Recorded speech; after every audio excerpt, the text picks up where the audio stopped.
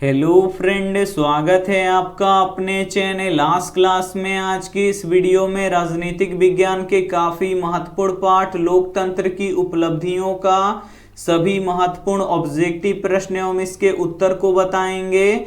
जितना भी हम आपको ऑब्जेक्टिव प्रश्न बताएंगे वो आपके बोर्ड परीक्षा के लिए काफ़ी महत्वपूर्ण रहेगा, तो एक भी प्रश्न आप लोग स्किप मत कीजिएगा। वीडियो को प्लीज़ आप लोग शुरू से लेके अंत तक देखिएगा और चैनल को अभी तक आप सब्सक्राइब नहीं किए हैं तो चैनल को सब्सक्राइब कर लीजिएगा। और सब्सक्राइब करने के बाद एक बेल आइकन आता है तो बेल आइकन को दबा के ऑल पे कर लीजिएगा, ताकि जब भी लाइव क्लास हो तो आपके पास नोटिफिकेशन पहुंचता रहे। तो आइए शुरू करते हैं पहले नंबर प्रश्न से। तो पहला नंबर प्रश्न है कि लोकतंत्र के कितने अंग होते हैं। ए ऑप्शन है 1, बी ऑप्शन है 2, सी ऑप्शन है 3, डी ऑप्शन है 4। तो यहाँ पे आपको बताना है कि लोकतंत्र के कितने अंग होते हैं। तो लोकतंत्र के 3 अंग होते हैं, इसे आपको याद रखना है। यहाँ पे सी ऑप्शन बिल्कुल ही सही हो जाएगा। पहला होता है कार्यपालिका, दूसरा होता है विधायिका और तीसरा होता है न्यायपालिका। तो इसे भी साथ में आपको याद रखना है। आइए देखते हैं अगला प्रश्न। 2 नंबर प्रश्न है कि कौन सी सरकार सबसे अच्छी मानी जाती है। ए ऑप्शन है राजतंत्र, बी ऑप्शन है लोकतंत्र, सी ऑप्शन है अफसरशाही, डी ऑप्शन है इनमें से कोई नहीं। तो यहाँ पे आपको बताना है कि कौन सी सरकार सबसे अच्छी मानी जाती है। तो लोकतंत्र की सरकार सबसे अच्छी मानी जाती है, इसे आपको याद रखना है। यहाँ पे बी ऑप्शन बिल्कुल ही सही हो जाएगा। ये देखते हैं अगला प्रश्न 3 नंबर प्रश्न है कि लोकतंत्र के मार्ग में सबसे बड़ी बाधा क्या है। ए ऑप्शन है लोकतंत्र में आस्था, बी ऑप्शन है अशिक्षा, सी ऑप्शन है सामाजिक समानता, डी ऑप्शन है राजनीतिक जागृति। तो यहाँ पे आपको बताना है कि लोकतंत्र के मार्ग में सबसे बड़ी बाधा क्या है। तो लोकतंत्र के मार्ग में सबसे बड़ी बाधा अशिक्षा है, इसे आपको याद रखना है। काफी महत्वपूर्ण प्रश्न है।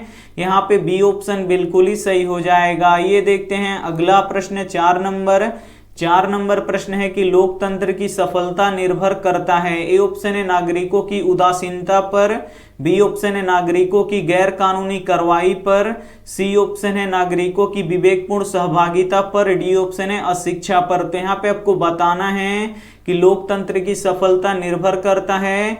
तो लोकतंत्र की सफलता किस पर निर्भर करता है। तो नागरिकों की विवेकपूर्ण सहभागिता पर निर्भर करता है, इसे आपको याद रखना है। यहाँ पे सी ऑप्शन बिल्कुल ही सही हो जाएगा। ये देखते हैं अगला प्रश्न 5 नंबर प्रश्न है कि क्षेत्रवाद की भावना का एक कुपरिमाण है। ए ऑप्शन है अपने क्षेत्र से लगाव, बी ऑप्शन है राष्ट्रहित, सी ऑप्शन है राष्ट्रीय एकता, डी ऑप्शन है अलगाववाद। तो यहाँ पे आपको बताना है कि क्षेत्रवाद की भावना का एक कुपरिमाण है। तो क्षेत्रवाद की भावना का एक कुपरिमाण अलगाववाद है, इसे आपको याद रखना है। यहाँ पे डी ऑप्शन बिल्कुल ही सही हो जाएगा। काफी महत्वपूर्ण प्रश्न है, तो एक भी प्रश्न आप लोग स्किप मत कीजिएगा। वीडियो को प्लीज आप लोग शुरू से लेके अंत तक देखिएगा। और वीडियो को अभी तक आप लाइक नहीं किए तो प्लीज आप लोग वीडियो को लाइक भी कर दीजिएगा। ये देखते हैं अगला प्रश्न 6 नंबर प्रश्न है कि भारत में किस प्रकार के लोकतंत्र की व्यवस्था है। ए ऑप्शन है प्रत्यक्ष, बी ऑप्शन है अप्रत्यक्ष, सी ऑप्शन है दोनों, डी ऑप्शन है इनमें से कोई नहीं। तो यहाँ पे आपको बताना है कि भारत में किस प्रकार के लोकतंत्र की व्यवस्था है।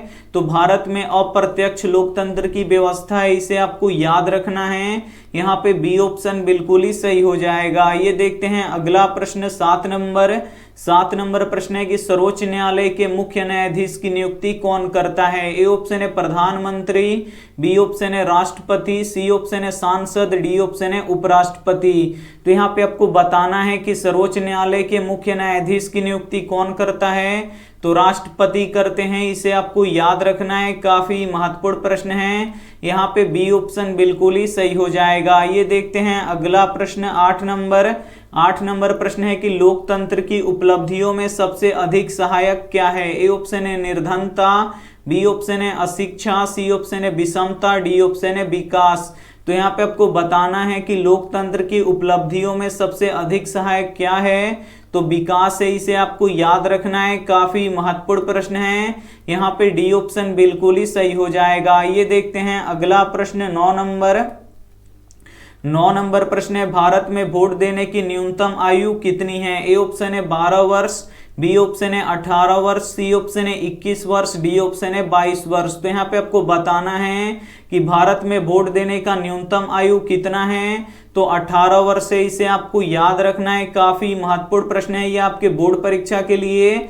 यहाँ पे बी ऑप्शन बिल्कुल ही सही हो जाएगा। ये देखते हैं अगला प्रश्न 10 नंबर प्रश्न है कि बिहार में पंचायती राज संस्था कितनी स्तरीय है। ए ऑप्शन है 1 स्तरीय, बी ऑप्शन है 2 स्तरीय, सी ऑप्शन है 3 स्तरीय, डी ऑप्शन है 4 स्तरीय। 10 नंबर प्रश्न काफी महत्वपूर्ण है आपके बोर्ड परीक्षा के लिए। यहाँ पे आपको बताना है कि बिहार में पंचायती राज संस्था कितनी स्तरीय है, तो 3 स्तरीय है। इसे आपको याद रखना है, काफी महत्वपूर्ण प्रश्न है। यहाँ पे सी ऑप्शन बिल्कुल ही सही हो जाएगा। ये देखते हैं अगला प्रश्न 11 नंबर प्रश्न है कि लोकतंत्र होता है जनता के प्रति। ए ऑप्शन है अनु उत्तरदायी, बी ऑप्शन है उत्तरदायी, सी ऑप्शन है गैर जवाबदेही, डी ऑप्शन है इनमें से कोई नहीं। तो यहाँ पे आपको बताना है कि लोकतंत्र होता है जनता के प्रति, तो जनता के प्रति उत्तरदायी होता है, इसे आपको याद रखना है। यहाँ पे बी ऑप्शन बिल्कुल ही सही हो जाएगा। ये देखते हैं अगला प्रश्न 12 नंबर प्रश्न है कि लोकतंत्र का मूल उद्देश्य क्या है। ए ऑप्शन है व्यक्तिगत निर्णय, बी ऑप्शन है व्यक्ति का आदर्श, सी ऑप्शन है सामूहिक सहमति, डी ऑप्शन है इनमें से कोई नहीं। तो यहाँ पे आपको बताना है कि लोकतंत्र का मूल उद्देश्य क्या है, तो सामूहिक सहमति है। इसे आपको याद रखना है, काफी महत्वपूर्ण प्रश्न है ये आपके बोर्ड परीक्षा के लिए। यहाँ पे सी ऑप्शन बिल्कुल ही सही हो जाएगा। ये देखते हैं अगला प्रश्न 13 नंबर प्रश्न है कि लोकतंत्र कहलाने में होता है। ए ऑप्शन है गर्व, बी ऑप्शन है हीन भाव, सी ऑप्शन है लज्जा, डी ऑप्शन है इनमें से कोई नहीं। तो यहाँ पे आपको बताना है कि लोकतांत्रिक कहलाने में होता है, तो लोकतांत्रिक कहलाने में गर्व होता है, इसे आपको याद रखना है। यहाँ पे ए ऑप्शन बिल्कुल ही सही हो जाएगा। ये देखते हैं अगला प्रश्न 14 नंबर प्रश्न है कि लोकतंत्र देता है नागरिकों को। ए ऑप्शन है असमान अवसर, बी ऑप्शन है समान अवसर, सी ऑप्शन है क्षणिक अवसर, डी ऑप्शन है इनमें से कोई नहीं।